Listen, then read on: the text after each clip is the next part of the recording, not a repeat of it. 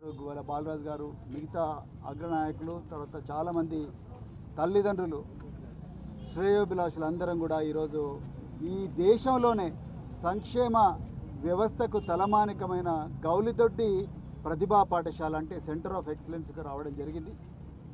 మరి గత 10 సంవత్సరాలు ఎంతో కష్టపడి రాత్రింబవళ్ళు శ్రమించి ఈ పేద విద్యార్థుల జీవితాలు బాగు చేయడం కోసం, వాళ్ళందరి కుటుంబాలను వాళ్ళే బాగు చేసుకునే విధంగా తయారు చేయడం కోసం, ప్రపంచంలో ఉండే గొప్ప గొప్ప విద్యాలయాల్లోకి ఈ పేద బిడ్డలు పోవడం కోసం ఈ విద్యాలయాలను తయారు చేయడం జరిగింది. కానీ ఈరోజు ఈ విద్యాలయాల్లో ఉండే విద్యార్థులు రోడ్డు మీదకి వచ్చి ధర్నా చేసే స్థాయికి దిగజారిపోయినాయి. అదంతా చూసి తల్లడిల్లి బాధతోని ఆ విద్యార్థులకు సంఘీభావంగా వాళ్ళ భవిష్యత్తును రక్షించడం కోసం ఈరోజు మేమందరం కూడా బీఆర్ఎస్ పార్టీ నుంచి ఇక్కడికి రావడం జరిగింది.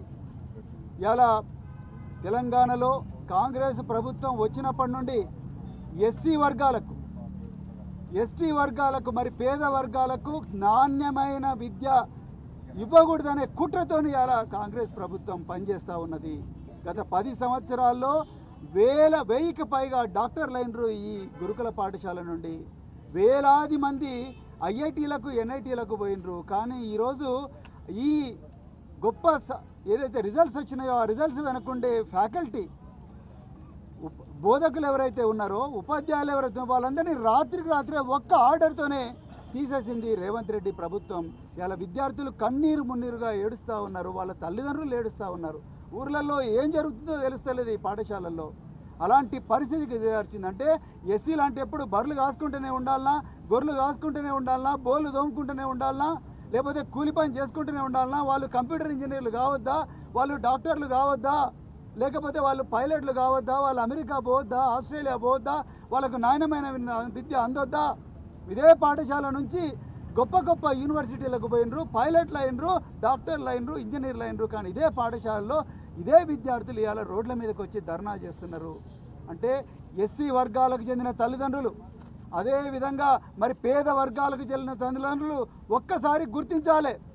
మీ కడుపు చించుకొని పుట్టిన బిడ్డలు ఇలా రోడ్ల మీద పడే ప్రమాదం వచ్చింది. వాళ్లకు నాణ్యమైన విద్య ఏదైతే ఉందో నోటికాడ కూడు తీసే కుట్ర జరుగుతూ ఉన్నది కాంగ్రెస్ ప్రభుత్వంలో.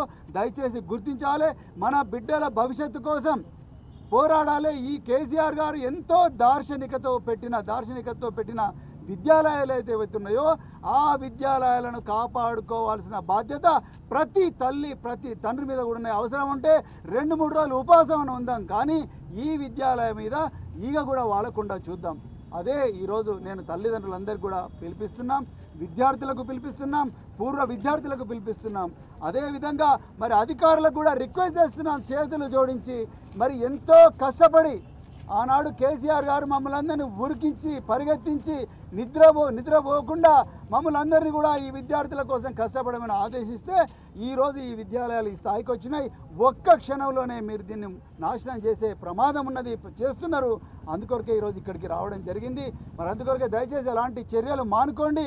రేవంత్ రెడ్డి గారు, మీకు ఏమైనా కోపం ఉంటే మా మీద తీర్చుకోండి, అంతే తప్ప పిల్లల మీద మాత్రం కాదని చెప్పేసి ఈ సందర్భంగా నేను కోరుకుంటూ